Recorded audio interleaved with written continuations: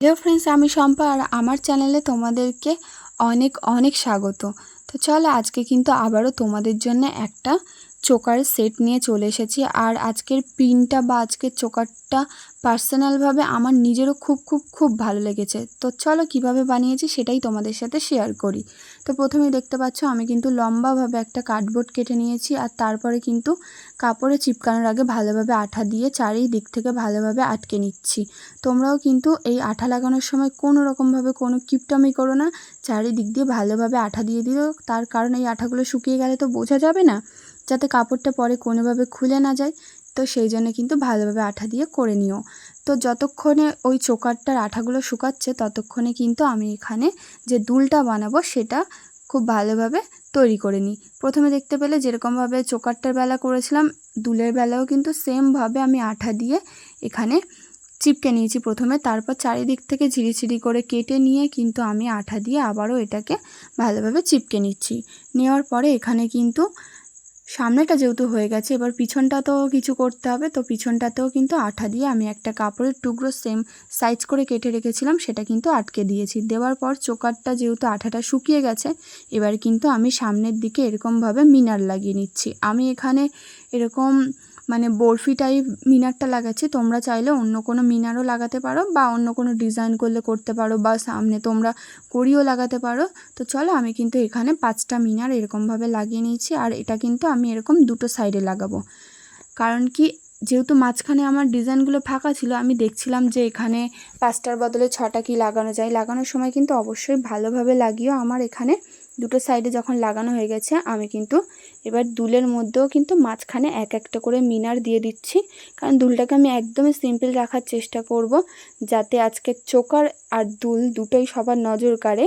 দেখতেই পেলে এই যে দুটো দুল আর চোকার দুটোতেই কিন্তু আমি ভালোভাবে মিনারগুলো অ্যাটাচ করে নিয়েছি।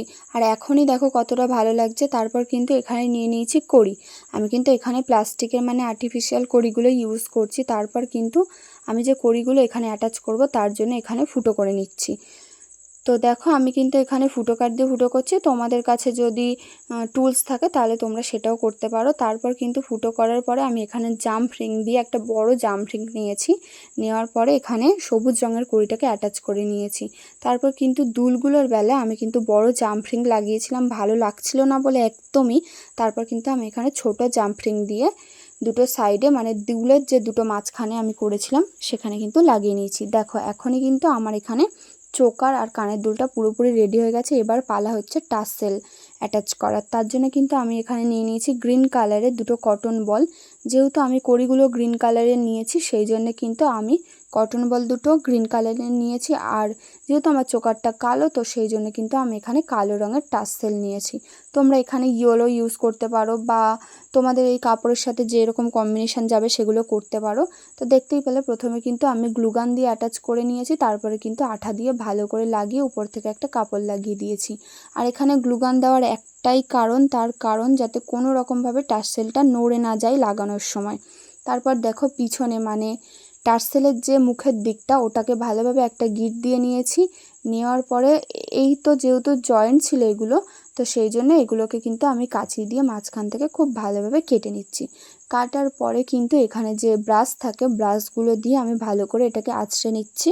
তোমাদের কাছে যদি ব্রাশ না থাকে তাহলে কিন্তু আমরা যে দাঁত মাজার ব্রাশ থাকে বা চিরুনি দিয়ে, সেগুলো দিয়ে, দাঁত মাজার ব্রাশ দিয়ে হবে না, সরি, তোমরা কিন্তু এখানে চিরুনি দিয়েও এরকম ভালোভাবে আঁচড়ে নিতে পারো। এরকমভাবে আঁচড়ানোর পরে কিন্তু জিনিসটাকে অনেক সুন্দর দেখতে লাগে, সেই জন্য করলাম। তোমরা চাইলে করতেও পারো বা এটাকে স্কিপ করে দিতে পারো, কারণ কি আঁচড়ানোর পরে না ছোট বড়টা খুব ভালোভাবেই বোঝা যায়। দেখতেই পাচ্ছ এখানে কিন্তু আমার ছোট বড় হয়েছিল, আমি কিন্তু এই জিনিসটা খুব ভালোভাবে কেটে নিয়েছি। তারপরে কিন্তু আমার দুটো টাসেলেরই পিছনটা দেখতে পাচ্ছ সমান হয়ে গেছে। আমি আরও ভালোভাবে একটু আঁচড়ে নিচ্ছিলাম। তো এখানেই কিন্তু আমার একটা পুরোপুরি রেডি হয়ে গিয়েছে। আর দুলটাও তো কিন্তু পুরোপুরি রেডি হয়ে গেছে, কিন্তু দুলটা কি এইভাবে পরলে কি পরা যাবে? তো চলো এবার দুলটাকে ভালোভাবে রেডি করে নিই। তার জন্য কিন্তু আমি এখানে নিয়ে নিয়েছি হেডপিন, এটাকে হেডপিনই তো বলে। আর নিয়ে নিয়েছি এখানে দুলের দুটো গুজি। আর এখানে কিন্তু আমি আবারও প্রত্যেকবারের মতো এখানে গ্লুগান দিয়ে লাগাচ্ছি। তোমাদের কাছে যদি B7000 গ্লুটা থাকে তোমরা সেটা দিয়ে লাগিও। যেহেতু আমার কাছে এখন B7000 গ্লুটা নেই, তো সেই জন্য কিন্তু আমি গ্লুগান দিয়ে লাগাচ্ছি। আমার কাছে যখন B7000 গ্লুটা থাকবে আসবে আমি কিন্তু তখন সেটা দিয়েই লাগাবো। তো দেখো এখানে কিন্তু আমার চোকার তারপর কানের দুল দুটোই রেডি হয়ে গেছে। রেডি হয়ে যাওয়ার পরে কিন্তু এটা ফাইনাল লুক। কেমন লাগছে অবশ্যই কমেন্ট করে জানিও, ভালো লাগলে একটা লাইক করে দিও।